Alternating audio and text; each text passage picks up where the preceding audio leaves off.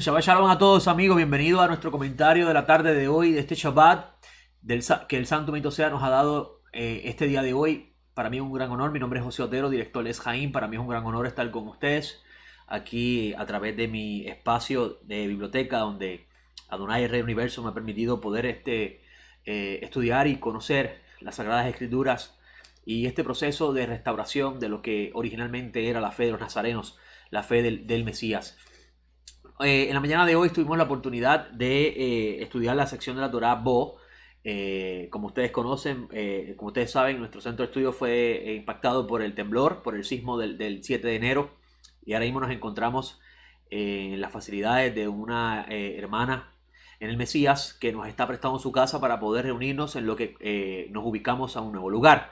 Y le doy gracias al Eterno por ese regalo y por todas las cosas que nos permite aprender en este proceso. Debemos servir al Eterno y conocerlo en todo nuestro caminar, en las altas y en las bajas. Y en este momento nos encontramos, se podría decir, en una baja, lo que respecta a la comodidad de tener un centro de estudio, pero a la misma vez nos sentimos muy cómodos y muy agradecidos de lo que estamos experimentando en esta nueva etapa, porque seguimos siendo una familia y seguimos amando al Creador, bendito sea su nombre, y su Torah. Y esperamos que pronto venga nuestro Mashiach, y así no tendremos que estar reuniéndonos en diferentes lugares del mundo, sino que todos estaremos con Él, sentados en la gran mesa del banquete mesiánico, gozando del vino bueno que Adonai Yeshua tiene para los que le pertenecen. Y fuera de eso, pues podemos entonces hablar un poco de lo que tenemos para hoy. Es importante que usted sepa que nos encontramos en un nuevo mes, el mes de Shevat, según la tradición de Israel. Ha comenzado el nuevo mes de Shevat y este mes es conocido como el Año Nuevo de los Árboles. Los que tradicionalmente observan estos decretos rabínicos, pues ya para el 15 de Shevat se hace un ceremonial que recuerda el Año Nuevo de los Árboles. Y muchas personas practican este día, este ceremonial, como parte de ello. Nosotros como nazarenos, personalmente yo como nazareno, no practico este ceremonial, pero sí tengo en cuenta que hay un gran valor en entender por qué los árboles son renovados primero antes de la salida de Egipto. Qué relación tienen los árboles con la festividad de Pesaj que está próximo a celebrarse. Y si usted ha prestado atención a las escrituras, Pesaj representa la emancipación de la esclavitud de Egipto a una nueva identidad, a una identidad de hijos de Dios. Y sobre eso vamos a estar hablando hoy con el favor del cielo, pero primero tenemos que hablar un poco de la parashá y los eventos que están pasando en este libro de Éxodo.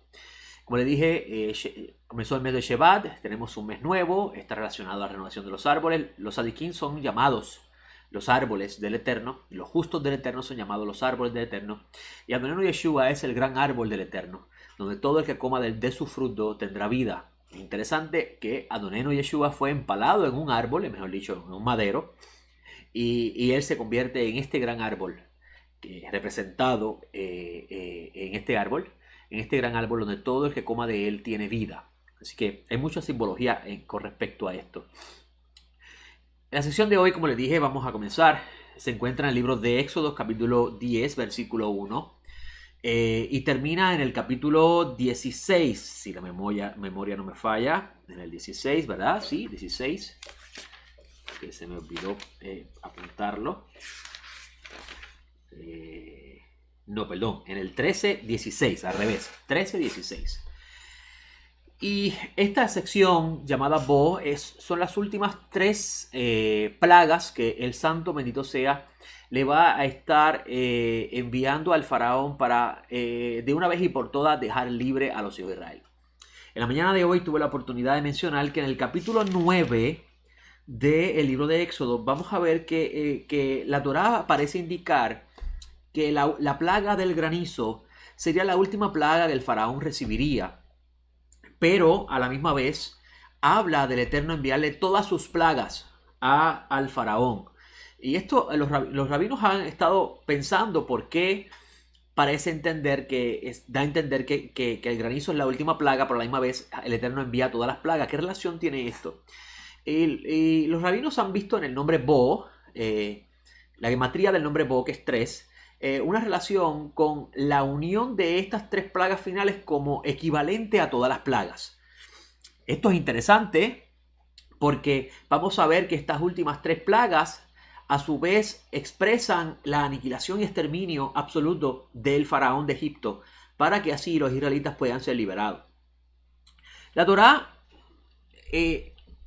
no es un libro de historia, incluso Eshaim no enseña la Torá como libro de historia, respeta mucho la idea del contexto de las escrituras, pero entendemos que los nazarenos, cuando interpretaban las escrituras, no interpretaban las escrituras basado en el contexto histórico-cultural del libro, sino que utilizaban lo que se conoce como un pesher.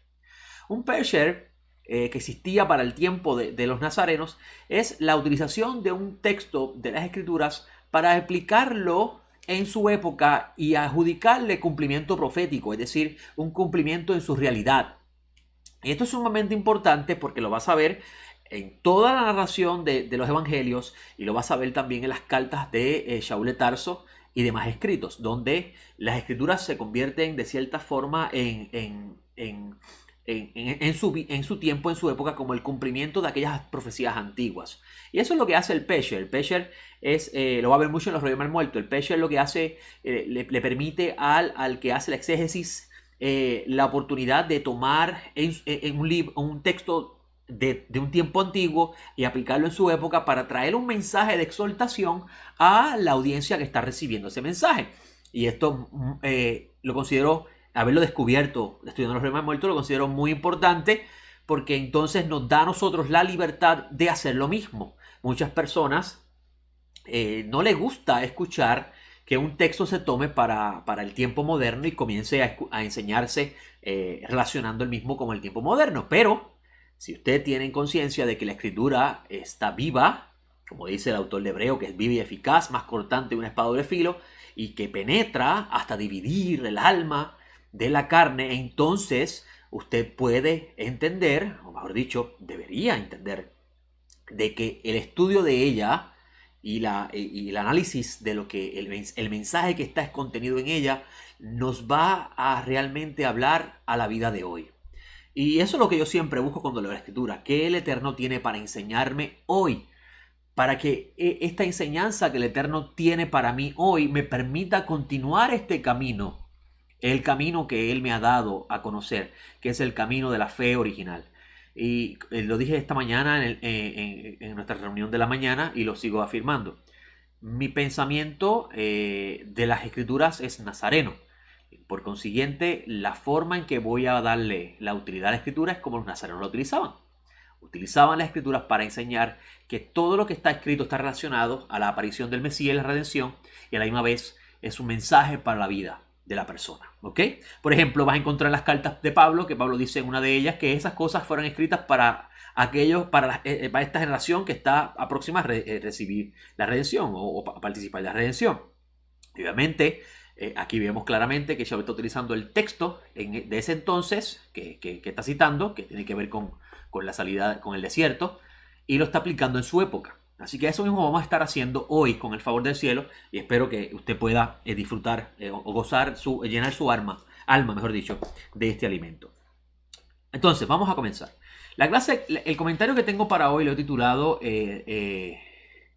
como pueden ver en sus pantallas, lo he titulado Pesaj, el cordero que elimina el caos de mi mundo. Para poder entender por qué seleccioné este tema, tenemos que hablar un poco de lo que hemos hablado en las clases pasadas. El libro de Éxodo, al igual que el libro de Ezequiel y el libro de Revelaciones, están muy relacionados uno del otro.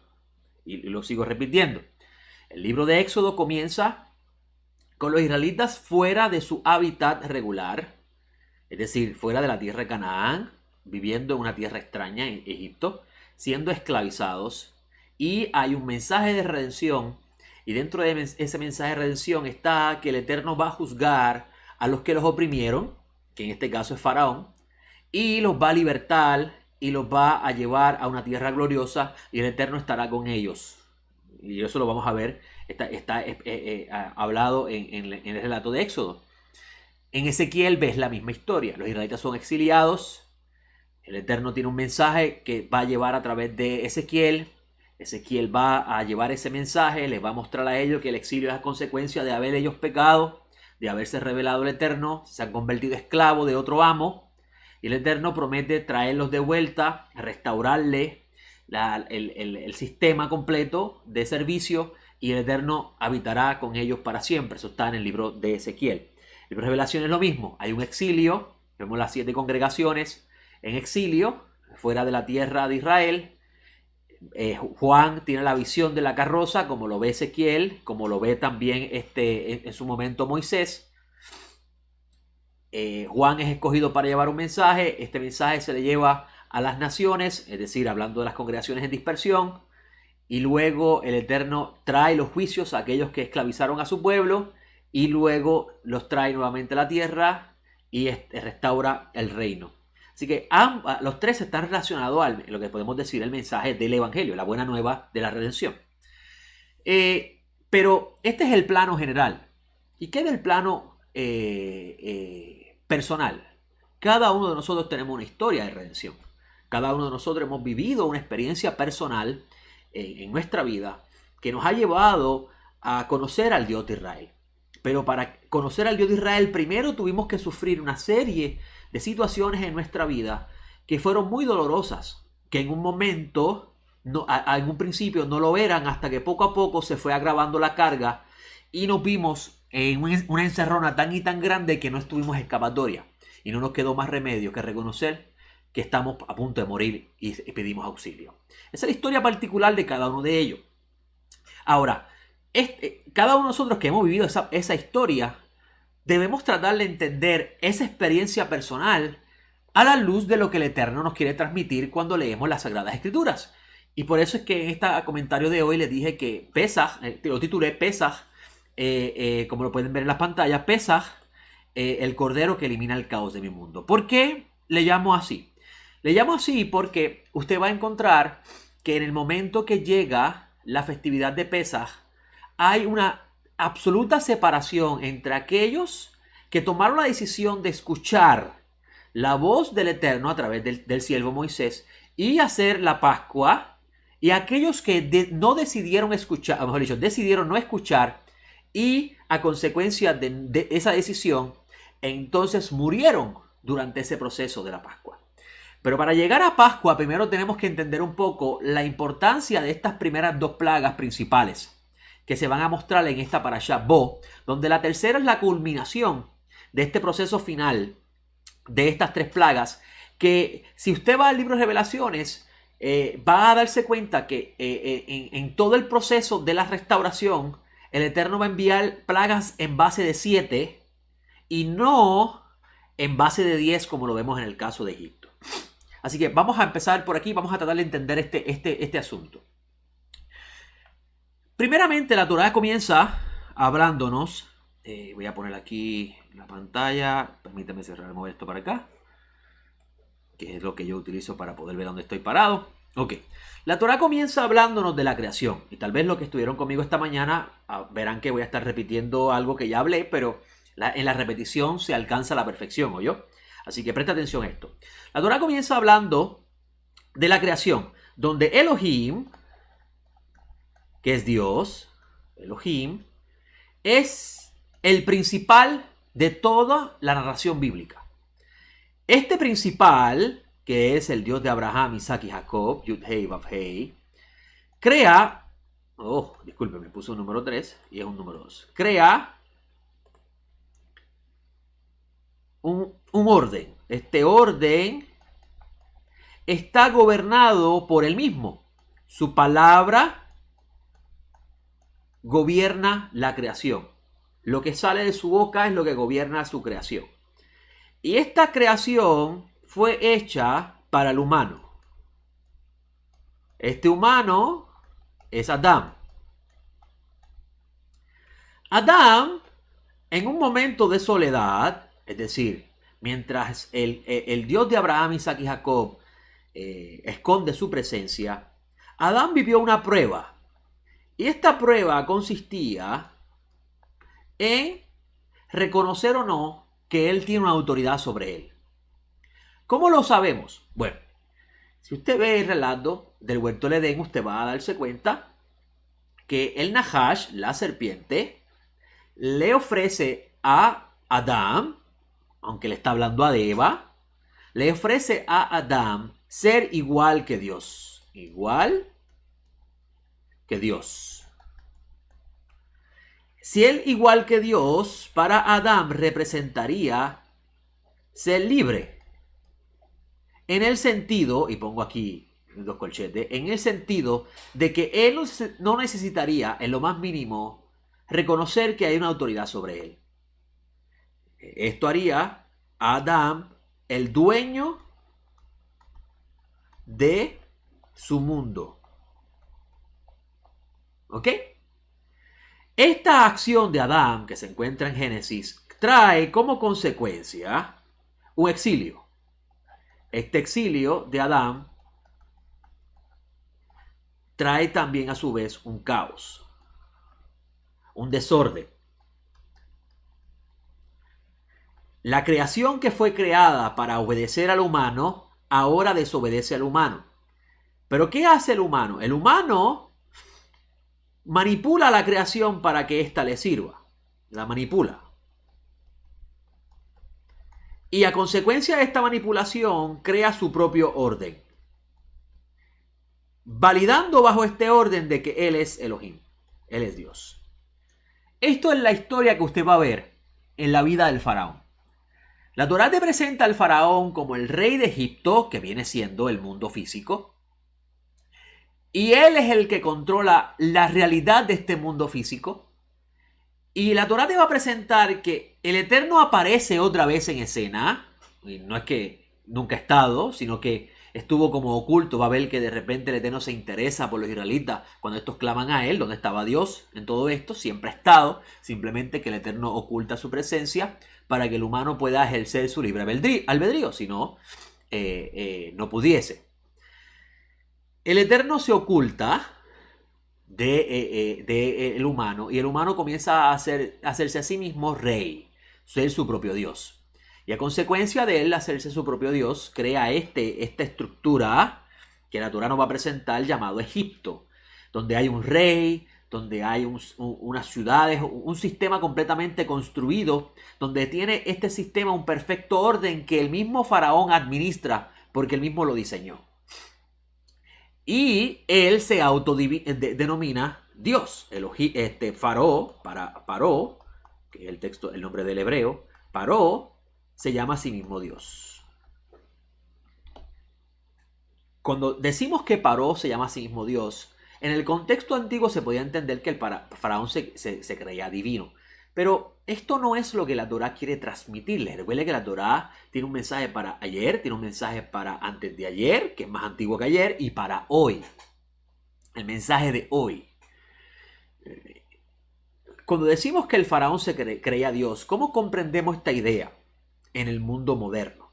En el mundo que nos rodea hoy, esta idea la podemos entender como el humano creerse el dueño absoluto de todo y que él no tiene que rendirle cuentas a nadie de lo que él decide hacer. Esto es muy importante porque esta es la experiencia personal de cada uno de nosotros. Desde que nosotros nacemos vamos creciendo con esta búsqueda de autonomía, de esta búsqueda de independencia. No nos gusta escuchar lo que papá tiene que decirnos, no nos gusta escuchar lo que mamá tiene que decirnos, no nos gusta seguir direcciones, queremos nosotros ser los dueños de nosotros mismos y ser autosuficientes y ser dueños de nuestro propio mundo. Y esta decisión personal ocurre también en el plano espiritual. En el plano espiritual nosotros decimos, sí, sabemos que hay Dios, pero yo quiero lograr las metas y los sueños de mi vida. Yo quiero hacer esto es lo que yo aspiro en la vida.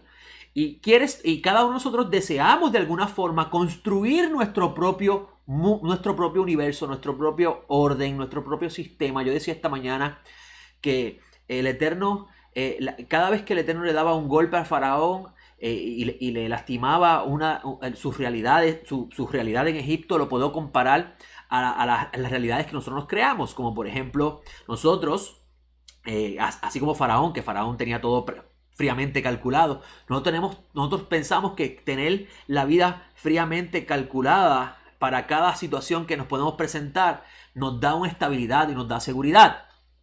Sin embargo, la Torá nos va a mostrar que esa estabilidad y esa seguridad que nosotros nos creamos a la larga es una fantasía. Porque cuando el Eterno decide correr el velo de lo trascendental y entrar a la realidad que nosotros tenemos, el espacio de la realidad que nosotros tenemos, esta realidad ficticia se derrumba y se destruye en todos los planos.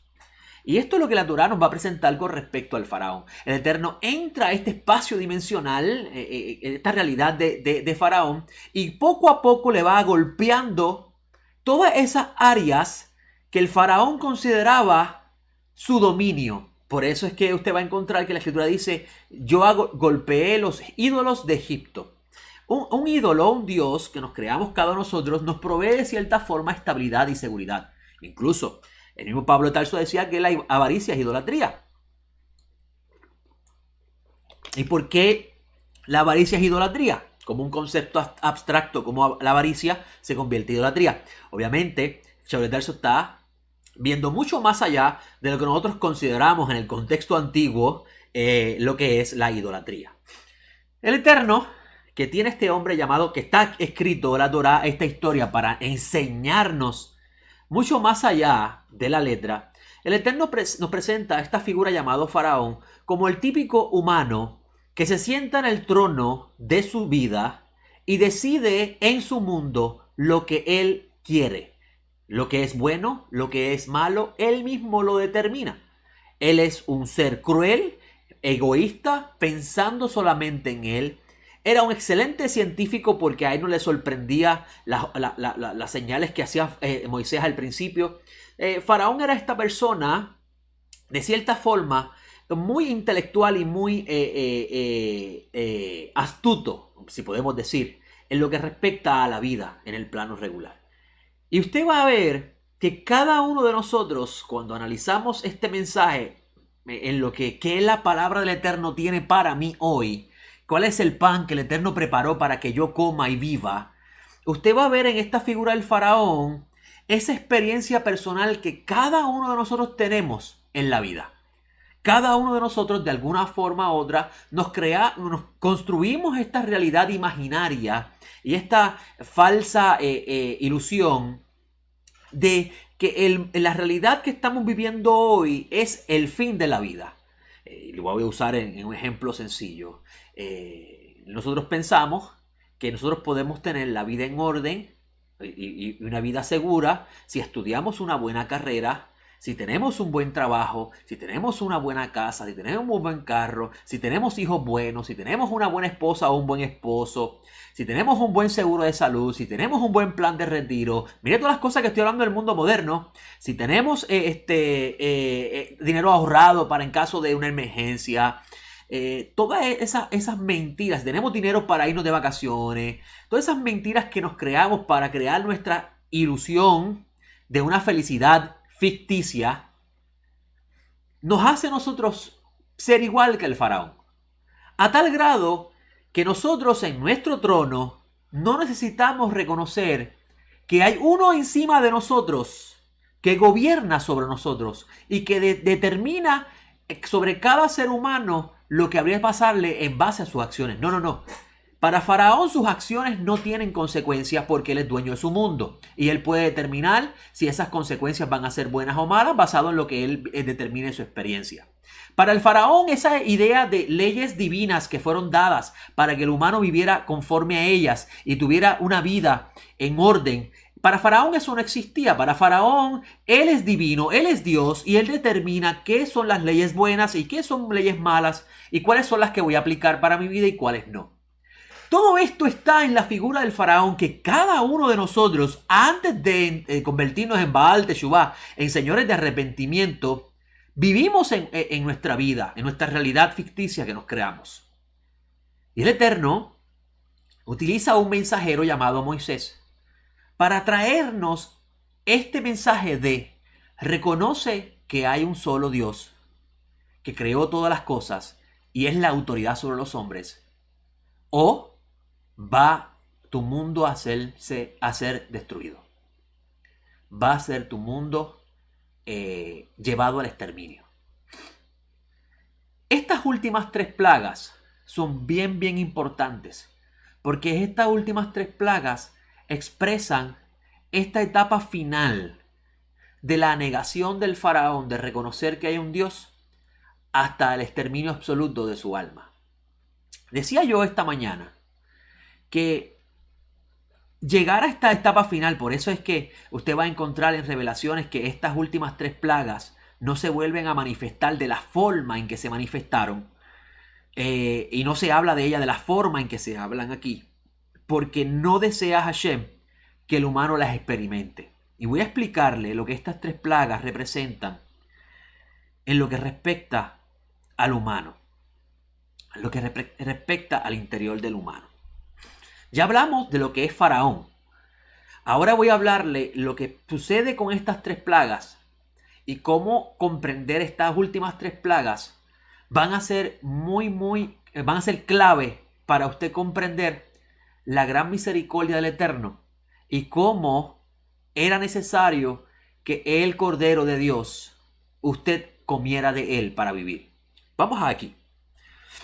La Torá nos dice en esta parashá que la octava plaga, muy bien, que la octava plaga era la plaga de las langostas. La octava plaga, langostas.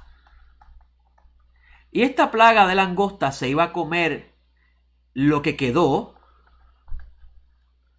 de la vegetación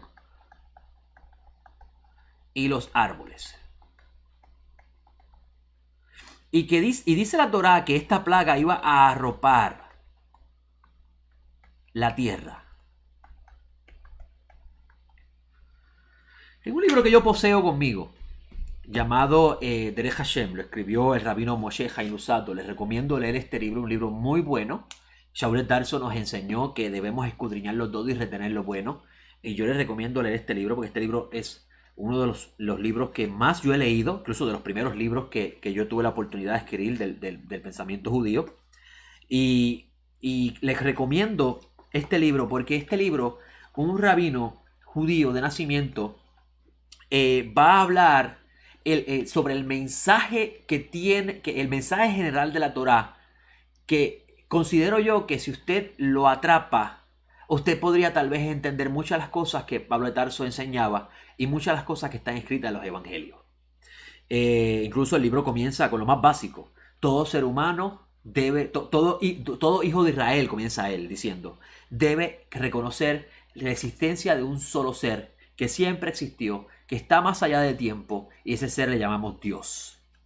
Es importante esta expresión inicial, esta oración inicial de este libro, porque tú vas a ver que el faraón, Moisés va donde él y le dice a él, deja salir a mi pueblo, reconoce que el Eterno es Dios y deja salir al pueblo de Dios.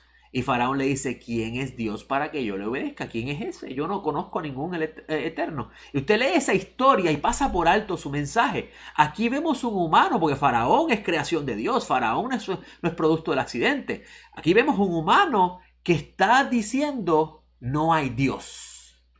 Yo soy Dios. ¿Ok? Y en el libro de Derech Hashem, Moshe Haim Luzzatto dice, todo Israel debe reconocer que hay un ser que siempre existió, que es el único y que es el creador de todo, y este ser es Dios. Esto es importante porque la idea del faraón es todo lo opuesto. Usted va a ir a Sinaí y usted va a encontrar que la restauración de los israelitas gira alrededor primero de reconocer que hay un Dios, a diferencia del faraón, y comenzar el Eterno a construir a partir de ese principio una nueva identidad para estos israelitas que fueron esclavos de Egipto. Y estos sobreviven porque hicieron Pesaj, a diferencia de los que no hicieron Pesaj y murieron. Y en este libro de Derech Hashem, Moshe Haim Luzzatto dice algo muy interesante que quiero compartir con ustedes, que me va a ayudar mucho a explicarle esta plaga de las langostas. Él dice, vamos a buscarlo aquí rápidamente. Voy a leer esta introducción, que es la introducción del libro. El beneficio que tiene el conocimiento de las cosas, comprendiendo cómo sus partes están subdivididas e interrelacionadas, en lugar de conocer cosas en forma desordenada, se asemeja al beneficio que se tiene al ver un jardín con sus cultivos bien arreglados embellecido por sus senderos y cultivos, en lugar de un plantío de juncos o un bosque que crece en forma silvestre. Mire qué interesante. Dice, porque ciertamente imaginarse muchas partes sin saber cómo éstas se relacionan entre sí, ni su ubicación en en el todo que componen, será para el intelecto deseoso de conocimiento una carga pesada y sin encanto, en la cual se esforzará y dedicará más que agobiado, fatigado e insatisfecho. Pues el imaginarse cada una de esas partes hará que crezca su deseo por comprenderlo a fondo, pero no podrá lograrlo por desconocer el todo, puesto que una gran parte del conocimiento depende de depende de cómo se relaciona con lo demás y de su ubicación dentro del todo, y él desconoce esto. Entonces su anhelo lo dejará inquieto, sin satisfacción, y su deseo hará que tenga dolor y estará intranquilo. En cambio, cuando alguien conoce una cosa en todos sus detalles, puesto que el concepto de la cosa es claro para él, así como es en realidad, incrementará su conocimiento en cualquier área hacia donde dirija su estudio y encontrará placer y regocijo en su esfuerzo bueno y productivo. Esto que le estoy leyendo, se lo comparto, porque si usted observa lo que va a hacer la plaga de las langostas, la plaga de las langostas va a arropar lo que queda de la vegetación y lo que queda de los árboles. Y si usted piensa simplemente en el plano histórico de las plagas que está sucediendo y quita de él el mensaje que está detrás de él, va a perder la riqueza que hay en esto. Cuando estas plagas de langostas vienen y arropan toda la tierra, estos se van a comer lo que queda. Entonces la capacidad del faraón de poder discernir o distinguir una cosa de la otra se va a perder. Yo le decía a los hermanos Ben Midrash, no es lo mismo tú tener un jardín con las flores ordenadas, que es lo mismo que dice Moshe Haim Luzzatto, con las flores ordenadas con sus colores, y con los árboles con sus frutos en su propio orden, donde le está a encontrar que la Torah dice no mezcles, sino tenlo todo en su propio orden. No es lo mismo decirle a tu hijo, vete al jardín y búscame una flor azul, y tu hijo puede ir al jardín y tomar una flor azul, porque la puede identificar, la puede distinguir, porque tiene sus pétalos, está la flor ahí, están sus hojas, está en su lugar. Eso es la capacidad que tenía el faraón en su momento. Tiene una capacidad de entender su realidad basado en la experiencia que había adquirido, en lo que había aprendido y en lo que había experimentado. Cuando la Torá dice que la tierra del faraón se va a llenar de langosta, donde se come lo que queda, está diciendo que el entendimiento del faraón iba a quedar entenebrecido. El intelecto del faraón iba a ser lacerado y faraón iba a perder el sentido de lo que era el orden en su vida, de aquello que él sabía cómo funcionaba. En otras palabras, la plaga de las langostas, amigos, es un golpe del Eterno a la mente del faraón. Faraón iba a quedar cegado en su comprensión de lo que llamamos discernimiento, diferenciar una cosa de la otra. Al comerse las plagas, el herbaje y los árboles, ya el faraón no podía distinguir entre un árbol de otro ni una planta de otra porque no tenían hojas, y así que tú puedes distinguir esta creación. Una forma de la Torá decirnos que el faraón iba a ser herido en su intelecto. Su inteligencia iba a ser lacerada y iba a quedar él turbado en su pensamiento. Por eso es que esta plaga de las langostas es comprenderla muy importante, porque él nos enseña cuáles son las últimas 3 plagas que traen el exterminio del faraón, que el Eterno no desea que el humano experimente, que el humano viva. Pero el humano, en su obsesión de él ser Dios y dueño de su mundo, lamentablemente lo experimenta sin el Eterno querer que lo experimente. Y esta plaga, cuando llega a la vida del faraón, le lastima al Eterno, al faraón, su inteligencia. Lo que llamamos el intelecto, que no es otra cosa, intelecto, que no es otra cosa que la capacidad de diferenciar, discernir diferenciar una cosa de la otra. Eso es lo que significa esta capacidad.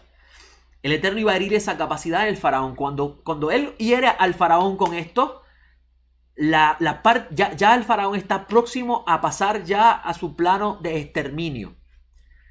Yo quiero compartir esto con ustedes porque usted va a hacer una película de su vida.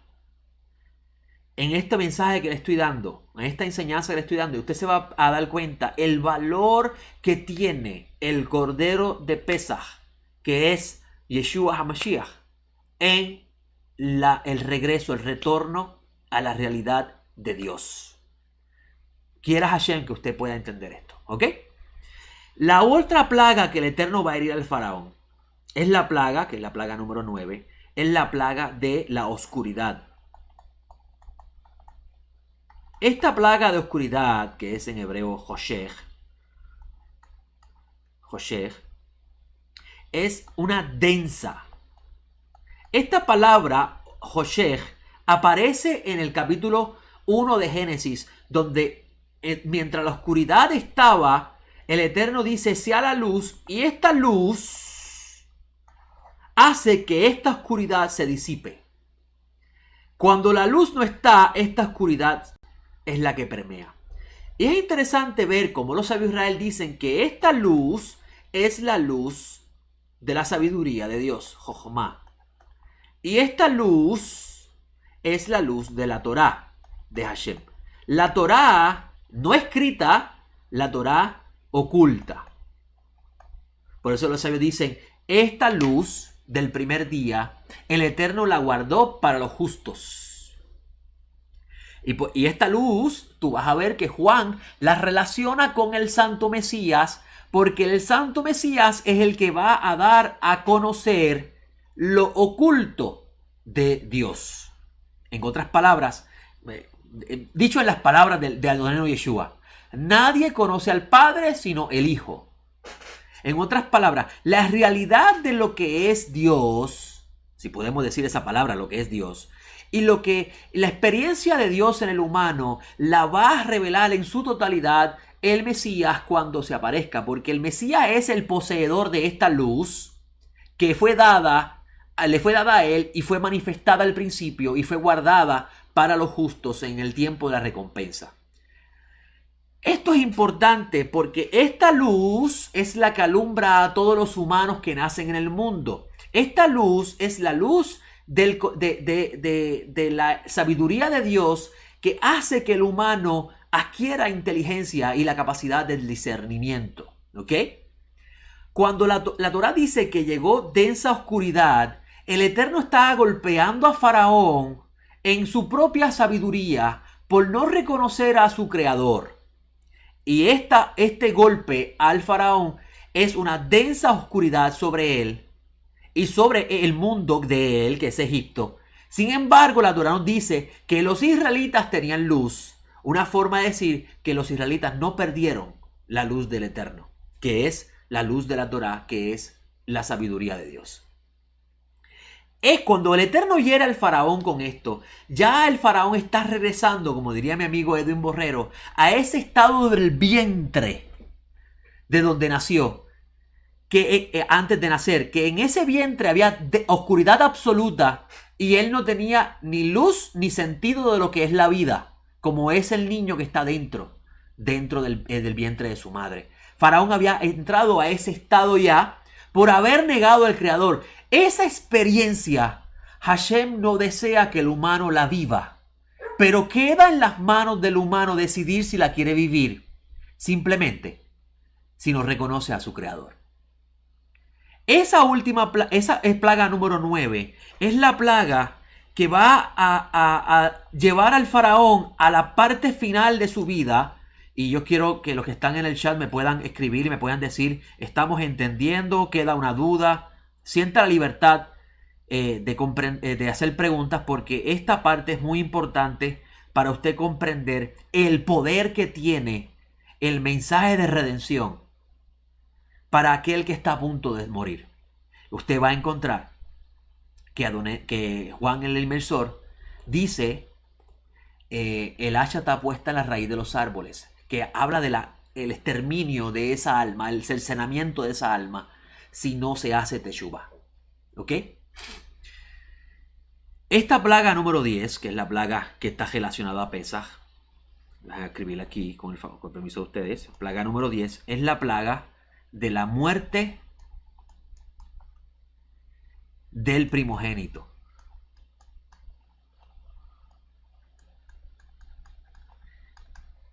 La muerte del que se sienta en el trono, que es Paró, la muerte del esclavo y la muerte del animal. Una forma de decirnos la escritura que esta muerte del primogénito puede golpear a aquel que se cree Dios en el mundo, como aquel que está viviendo como esclavo en el mundo, como aquel que está siendo un animal en toda su conducta, y estamos hablando en el plano muy elevado, el plano espiritual de su mensaje. Esta muerte del primogénito se evita con una sola acción: el cordero de Pesaj. Hashem dice: quien coma de este cordero en todas sus partes, tiene que comerse hasta las entrañas, lo que no te gusta de él, evitará la muerte. A mí me llama la atención, no sé si a ustedes, a mí me llama la atención que el Eterno diga en esta parashá que va a morir hasta el primogénito del faraón que se sienta en el trono, y el hijo del faraón no se puede sentar en el trono hasta que el faraón muera. Porque lo siguiente está aludiendo al faraón. Aquí los jabinos dicen el faraón era primogénito. Y a mí me llama mucho la atención ver que después de la plaga, después de Pesaj, los israelitas salen y en las próximas parashot te va a ver que el faraón dice: no, yo no los voy a dejar ir, yo voy detrás de ellos. Pero no se supone que el faraón haya muerto cuando pasó el ángel de la muerte a quitarle la vida a los primogénitos. No se supone que haya muerto el faraón si es el primogénito. Entonces va a encontrar las películas de Hollywood que hacen un gran daño en este mensaje, porque la película de Hollywood te presenta que quien está muriendo es el hijo del faraón. Pero el texto está hablando del que se sienta en el trono. Está hablando del faraón. Algunos que estudian el contexto histórico están diciendo: no, esto es una forma de aludir al hijo del faraón. Y ese es el gran peligro de aferrarse solamente al contexto de la escritura, el contexto histórico-cultural de la escritura, porque si te aferras solamente a eso, entonces habrás perdido toda la riqueza que tiene la escritura como árbol de vida para aquellos que se aferran a ella. Este primogénito del faraón, amigo que me escucha, es el alma. La muerte del primogénito es el cercenamiento. No sé si lo dije bien. Cercenamiento del alma. El corte, lo que llaman el caret, el corte del alma desde su raíz. Y con esto es herido desde el animal, el esclavo, que es uno que está bajo autoridad, y aquel que se cree la autoridad absoluta. No hay diferenciación, sobre esto. Desde el humano que se comporta como una bestia, hasta el humano que se cree rey de sí mismo, y el humano que está bajo autoridad de otro. No hay diferencia en esto. Aquel que no reconoce al Dios de Israel como el único Dios verdadero, su alma será cortada. Ese es el mensaje de esta parashá Bo. Va a ser herido con locura, va a ser entenebrecido y llegado a un estado donde la razón de su existencia se pierde, que es la luz la luz que alumbra el mundo, y llega a un estado que no quiere Hashem que llegue el humano, y es ser cortado para siempre, como fue cortado el faraón desde su raíz. Para evitar ser cortado de su raíz, necesita el cordero de Pesaj. Todo aquel que coma de él no pasa por la muerte, pero el que no coma de él pasará por la muerte. Mire qué interesante. Adonenu Yeshua enseña, según los nazarenos, que quien coma de él vive para siempre. Quien no coma de él no vivirá. ¿Quién está describiendo eso? Juan en el Evangelio, que presenta a Adonenu Yeshua como el Cordero de Dios que quita el pecado del mundo. Una forma de decir que la rebelión del humano a Dios hace que el humano muera. Pero si el humano reconoce a su Dios, puede regresar nuevamente, pero necesita el Cordero para poder regresar. Necesita hacer Pesaj.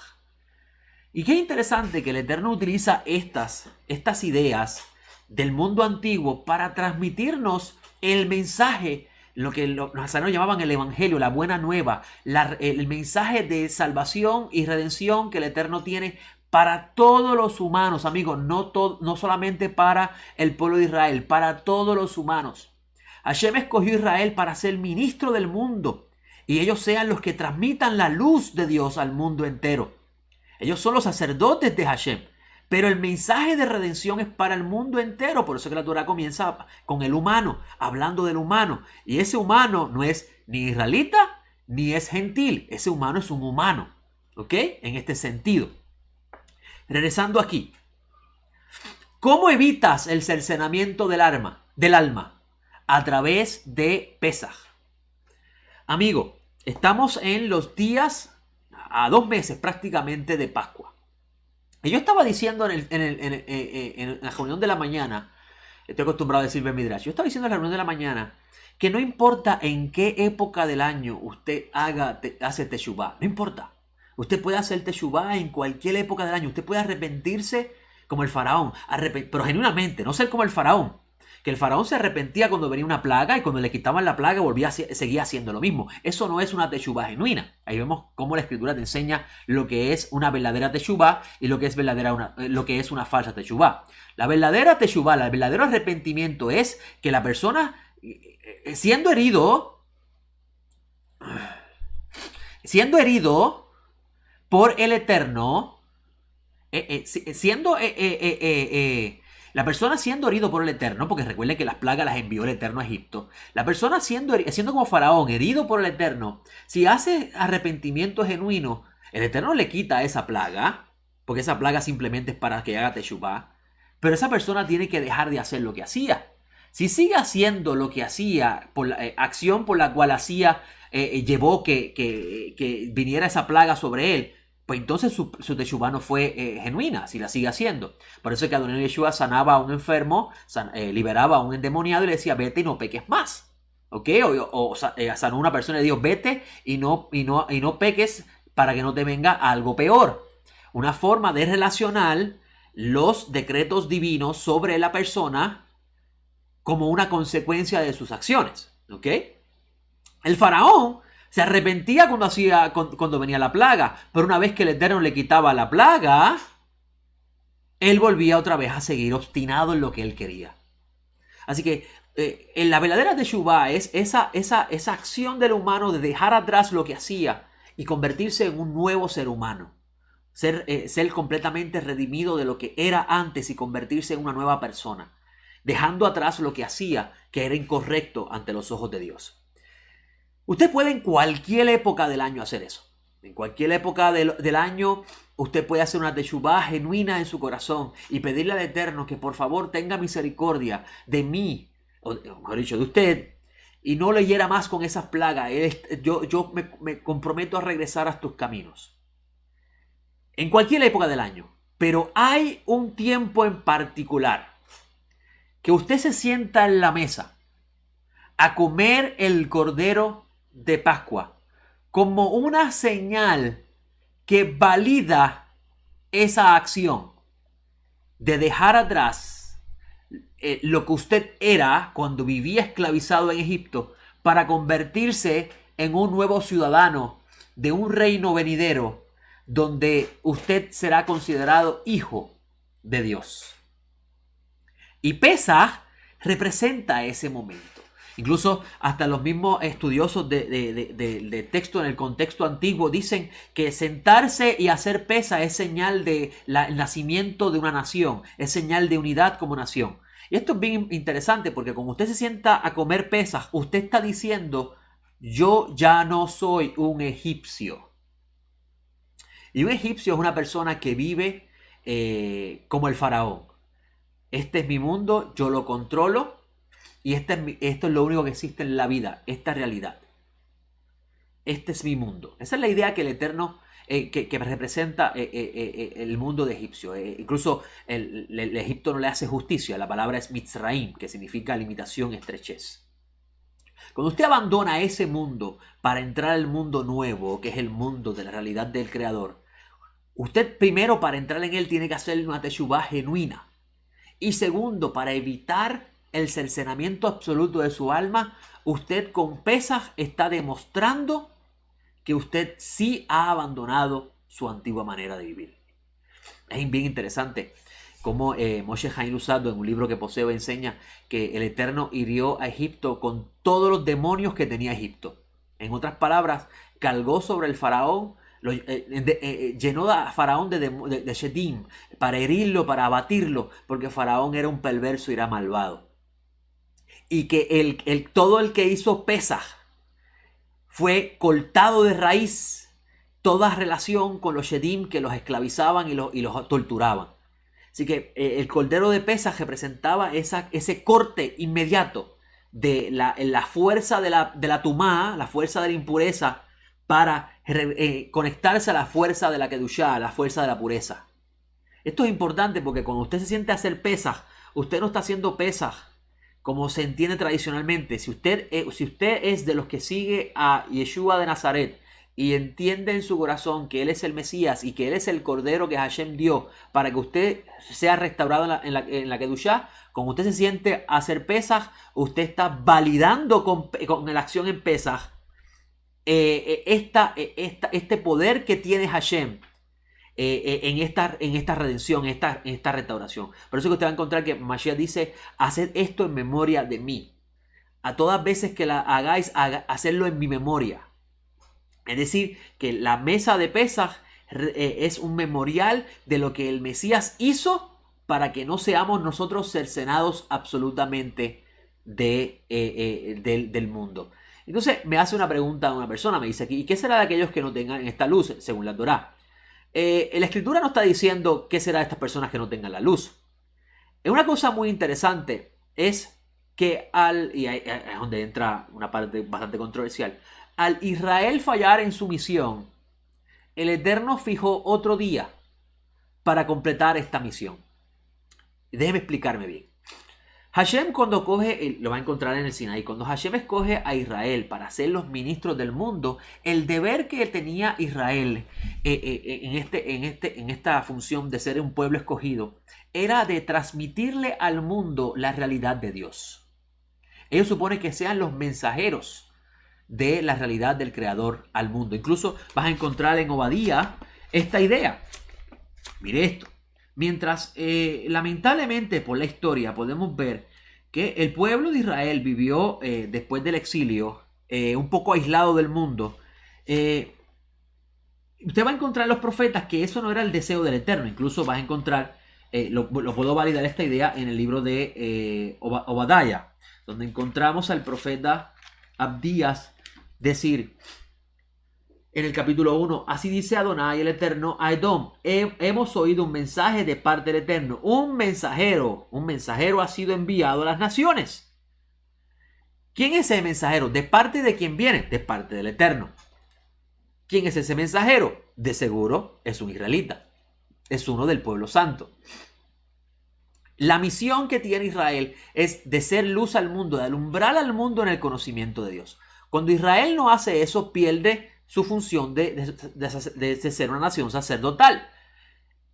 Yo respeto mucho el pensamiento de la idea del templo y servicio, pero eso no era la razón de todo el sistema. Simplemente era el medio. El templo y el servicio del templo es la forma que el Eterno va llevando poco a poco al humano a comprender la relación de Dios con el humano.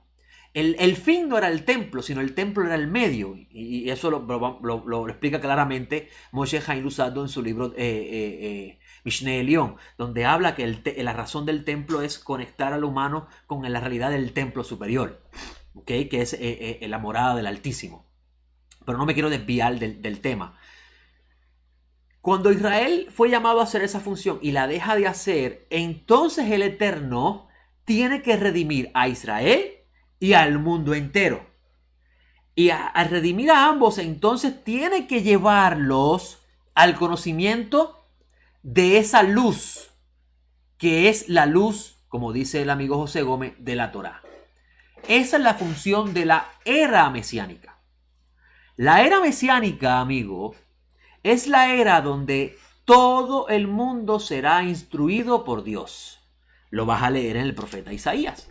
El profeta Isaías dice que todas las naciones subirán al monte del Eterno a escuchar la Torá de Dios, que saldrá de Sion. Y los sabios de Israel dicen, esto alude a la era mesiánica, donde las naciones vendrán a escuchar a la voz del Eterno, la Torá del Eterno que sale desde Sion. Esto es importante porque la era mesiánica es esa era donde todos los que entraron participarán de este gran regalo de poder escuchar la luz de la Torá de parte del Mesías, que tiene el absoluto conocimiento de ella, porque en ella habita la totalidad del misterio de ella. Entonces, yo espero haberle contestado a José ese comentario que hizo. Regresando al asunto del paró. Cuando usted hace Pesaj, usted con su acción en Pesaj está validando de que el caos que había en su mundo, que fue generado por sus propias acciones, se convierte en orden al detener la plaga de la muerte, que era el exterminio absoluto de su alma. Es la oportunidad que el Eterno le da a usted de vivir para entrar al mundo que ha de venir. ¿Ok? Ese es el mensaje que hay detrás de Pesaj. Pesaj representa esa esperanza que tiene cada uno de nosotros de entrar a la vida y no ser cercenado de ella para siempre. Espero que usted haya entendido lo que estamos mencionando aquí. ¿Será como en los tiempos de Esdras? No creo que será como en los tiempos de Esdras. Más bien será como en los tiempos que hablaron los profetas. La época de Esdras fue un intento de parte de los que regresaron de volver a restaurarlo todo, pero usted va a encontrar en los profetas que no se logró, y por eso es que hay profetas que hablan de ese templo como uno que no alcanzó su propósito. Pero ya eso será tema para otro momento. ¿Alguna pregunta que tengan, algún comentario que quieran hacer? Me expliqué la importancia de entender este mensaje. A mí me han hecho la pregunta de, ok, ¿debe estar una persona circuncidada para hacer Pesaj o no debe estar circuncidada? Mira, yo le voy a dar mi opinión basada en lo que enseñan los nazarenos. En estos momentos, primeramente, si vamos a dejarnos llevar por la escritura, que debemos dejarnos llevar por la escritura nos dice que para poder comer el cordero, porque la Pascua es el cordero, vayan al capítulo 12 del libro de Éxodo, para que puedan entender un poco lo que le estoy diciendo. En el capítulo 12 de Éxodo, usted va a encontrar, el 13.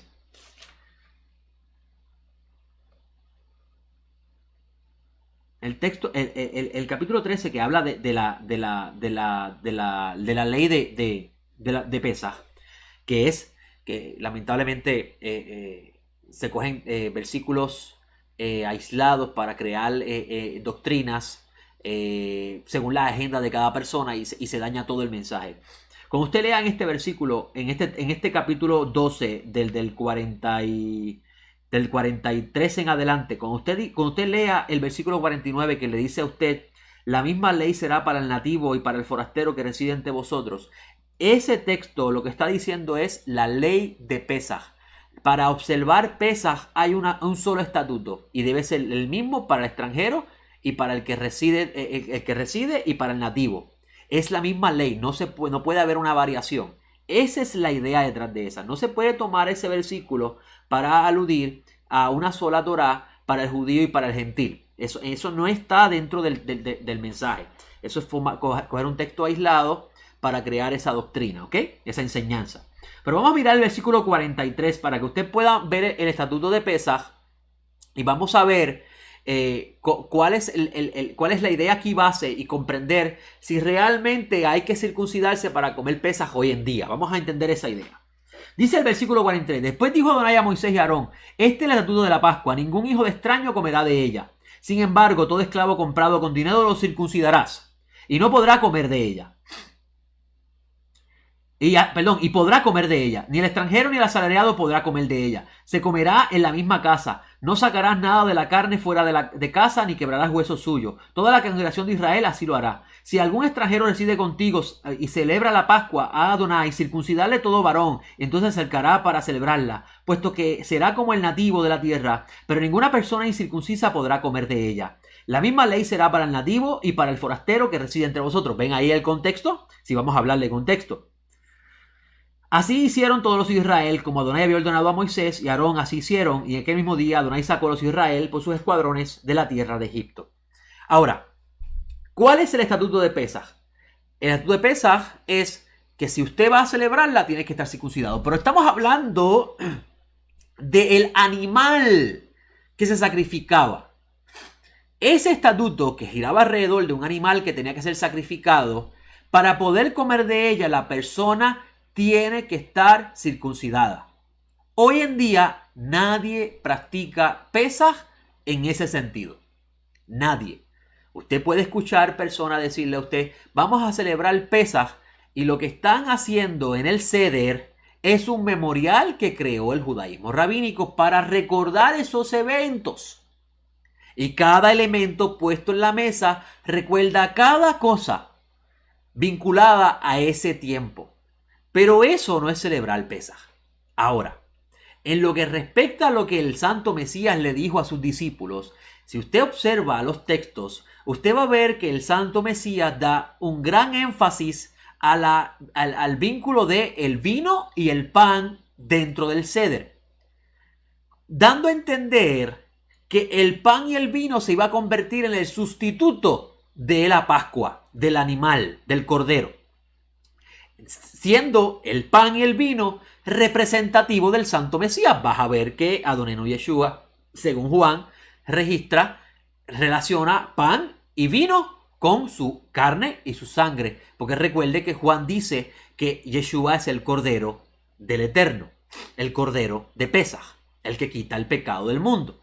Por consiguiente, cuando usted vea en el Evangelio de Juan a Adonai Yeshua decir, a nuestro Señor Yeshua decir que quien coma su carne y beba de su sangre tendrá vida, está relacionando estos dos elementos a él como cordero, y los elementos los representan a él siendo el cordero. Realmente cuando usted come el pan y toma el vino, usted no está comiendo ni la sangre de Cristo ni el cuerpo de Cristo. Eso no, ni hay tanta cosa como esa palabra que tenemos que no sé cómo se pronuncia. No. Son simbolismos. Que son importantes tener eso en cuenta. Por tanto, cuando llegamos a la época de Pesaj, si usted va a hacer Pesaj según la tradición rabínica, que el Seder se crea en el exilio, respeto mucho los que dicen que Yeshua utilizó las 4 copas, no discuto ese asunto con ellos, pero eso no es cierto. Si vamos a ir al texto, el texto dice que hizo la bendición al principio y hizo la bendición al final. El Kadish de apertura del día santo y el cierre de la festividad, donde él dice que no va, la copa final, dice no la va a tomar más hasta que la vuelva a tomar en el mundo por venir, en su reino. ¿Por qué? Porque Pesaj es un simbolismo, gracias José, transubstanciación. Pesaj representa la sombra de Pesaj, que recuerden que Pablo dice que todas las festividades están ligadas al Mesías. Pesaj es una sombra de la entrada a el mundo donde somos adoptados como hijos de Dios. Usted va a ver que en el Sinaí Israel es adoptado como hijo de Dios. Israel se convierte en hijos de Dios. Una sombra de lo que habría acontecer en cosas en el tiempo por venir de una forma más grande. ¿Ok? Así que cuando hablamos de Pesaj hoy día, nadie realmente, si queremos celebrar Pesaj como está establecido en la Escritura, en el libro en la Torá del Eterno, usted va a encontrar que nadie realmente está celebrando Pesaj en ese sentido. Pero Adonenu Yeshua nos dejó a nosotros como sus discípulos un seder que nosotros podemos celebrar, y este seder está relacionado a esta esperanza que el Eterno dio a través del Mesías de un nuevo pacto y una vida en el mundo por venir. ¿Ok? Así que son dos cosas muy diferentes. Por tanto, en lo que respecta al análisis del texto, podemos comprender que cuando usted va a hacer la Pascua del Mesías, usted no tiene que estar físicamente circuncidado para celebrarla. Porque no estamos aludiendo a la Pascua que aparece en el libro de Éxodo. Ahora, físicamente lo dije, ahora, en su corazón tiene que estar circuncidado. Amigos, la circuncisión física es la forma en que el Eterno nos ayuda a entender la idea de la sujeción de las pasiones. La circuncisión física es la forma en que el Eterno poco a poco fue guiando a los israelitas a comprender que para poder participar del reino de Dios hay que sujetar las pasiones. Porque aquel que vive conforme a la inclinación de su carne y a las pasiones no puede tener vínculo con el santo. ¿Ok? No puede tener vínculo con el santo porque el Eterno es puro y las pasiones y el desorden de ellas traen impureza. ¿Ok? Por tanto, la circuncisión representa la anulación del deseo de uno para hacer el deseo de Dios. Por eso es que usted va a encontrar que Shoel Tarso dice, la verdadera circuncisión es la del corazón. ¿Por qué? Porque si la persona se circuncida en la carne, pero sigue viviendo desordenadamente, de nada le sirve su circuncisión. Realmente lo que hizo fue un ritual físico. Ahora, si la persona tal vez no tiene la circuncisión física, pero en su corazón hay un cambio real, donde ha dejado de ser esa antigua criatura rebelde que vivía conforme a los apetitos de la carne, como enseña Shaul de Tarso, y ahora vive conforme a los decretos de Dios que están expresados en el Sinaí, esa persona realmente fue circuncidada. Por eso te va a encontrar que Jeremías dice que la circuncisión del nuevo pacto está vinculada al corazón. Y esta nueva circuncisión es escribir en el corazón y en la mente la Torá del Eterno. Una forma de aludir a que en el humano iba a morirse el deseo de hacer su voluntad y iba el humano a hacer la voluntad de Dios. ¿Ok? Yo espero que me hayan podido entender con eso. Por tanto, si usted escucha alguna vez a alguna persona decir para poder participar Pesaj tiene que estar circuncidado, lamento decirle que esa persona, si se hace llamar discípulo de Yeshua, no está realmente siguiendo las enseñanzas de los nazarenos. ¿Por qué? Porque usted va a encontrar que Pablo de Tarso, en una de sus cartas, habla de la Pesaj del Mesías y él está hablando a un grupo de gentiles. ¿Estaban circuncidados esos gentiles? Muy buena pregunta, ¿no? Con esto los voy a dejar porque ya me pasé de la hora. Pero quiera el Eterno que haya entendido lo que hemos hablado. Le estamos hablando de cómo, hablamos como al principio, las últimas 3 plagas son las plagas que el Eterno no quería que se manifestaran, pero eran consecuencias de la obstinación del faraón de no reconocer al Dios de Israel como el único Dios verdadero. Y esta consecuencia trajo esta acción trajo consigo como consecuencia que el faraón fuera exterminado. Y todos, cada uno de nosotros, estuvimos a punto de vivir esa experiencia si no fuese porque el Eterno en su gran misericordia nos despertó con su luz. Y con su luz reconocimos que Él es nuestro Dios y que Él es el único que puede retornarnos a la vida. Mi nombre es José Otero, director Les Jaim. Le doy gracias por acompañarnos en esta tarde y quiera el cielo que en una próxima ocasión podamos continuar aquí. Aprovecho para anunciarles, hablando de la próxima ocasión, ya este próximo jueves, según el calendario, vamos a ver, jueves 6 de febrero. Este jueves 6 de febrero retomamos nuevamente nuestras clases de las 7 de la noche. No creo que vaya a continuar hablando de las cartas nazarenos porque prefiero continuar ellas, las mismas, cuando estemos en el centro de estudio nuevo que nos mudemos. Pero sí voy a hablar temas relacionados a ellos que se encuentran en las cartas, para así a la misma vez ayudar poco a poco a restaurar el pensamiento de la fe original. En estas últimas semanas ha sido de mucha reflexión en lo que hacia dónde nos vamos, hacia dónde esta labor que estamos haciendo se va a dirigir. Y le doy gracias a Hashem por todo lo que ha pasado, la destrucción del Bet Midrash, la situación que estamos viviendo en estos momentos, porque definitivamente nos ha ayudado a ver con más claridad el enfoque que debemos dar. Adonai, el Rey del Universo, está próximo a terminar la era de los gentiles. Pero para que esta era de los gentiles se termine, es necesario que comience a restaurarse todo como era al principio. Y cuando digo restaurarse todo, me estamos refiriendo a la fe de los nazarenos. Porque en lo que respecta al reino de Israel, eso le corresponde a Yeshua HaMashiach hacerlo. Lo dijeron los nazarenos: Adonenu, ¿restaurarás el reino de Israel en este tiempo? Y Adonenu Yeshua dijo: eso no le corresponde a ustedes saberlo. Lo que le corresponde a ustedes es ser mis testigos y hablarle a todo el mundo de que Mashiach vino. La fe de los nazarenos, con el pasar del tiempo, a lo largo de los años, en la medida que los gentiles iban dominando sobre el judío, sobre los judíos que creían que Yeshua era el Mesías, las enseñanzas originales de Yeshua, que estaban basadas en el mensaje de la Torá, se fue gradualmente perdiendo.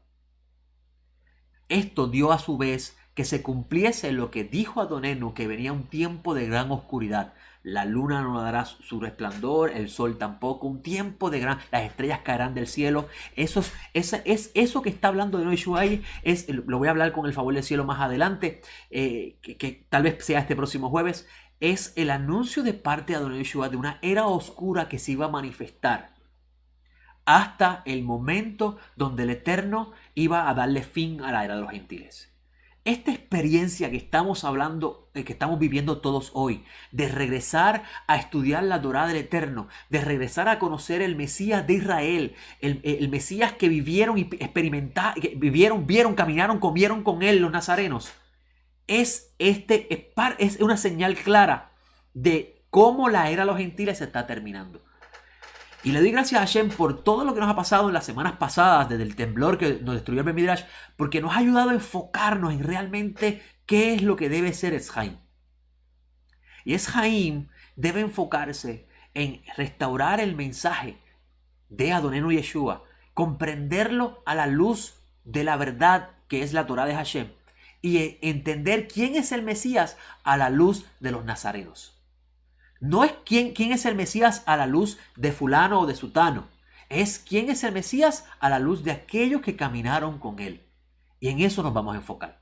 Así que el próximo jueves, las enseñanzas que vamos a compartir con ustedes muy probablemente va a girar alrededor de la figura de nuestro santo maestro, de nuestro Mashiach, nuestro rey, el Melech HaMashiach, Yeshua y sus discípulos. ¿Ok?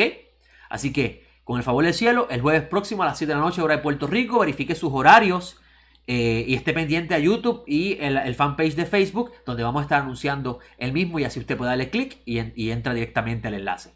Un abrazo a todos, que tengan un hermoso resto del Shabbat. Que Adonai los bendiga, los guarde y los llene siempre de su luz. Shalom.